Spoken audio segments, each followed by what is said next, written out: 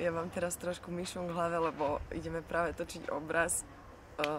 Mám v hlave stereometriu, lebo ideme točiť obraz, kedy vysvetľujem Lene rez ihlanom a to je moja smrť, pretože ja som bola úplne katastrofálna z matematiky celý život, čiže zvedáme, ako to bude.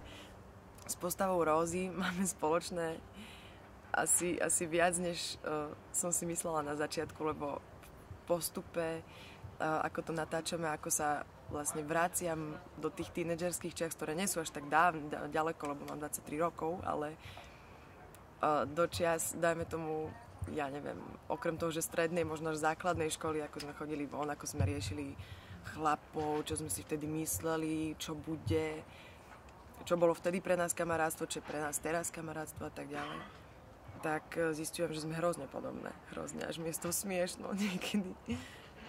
Lebo čo sa týka aj toho napríklad, ja neviem, primárneho teda kamarátstva a vzťahu Leny a Rózy, tak akože to som si takisto prešla. Proste tieto úzke kamarátstva v páre s kamoškou riešiť chlapcov a flákať sa zo školy, proste užívať si mladosť a tak to všetko bolo, no.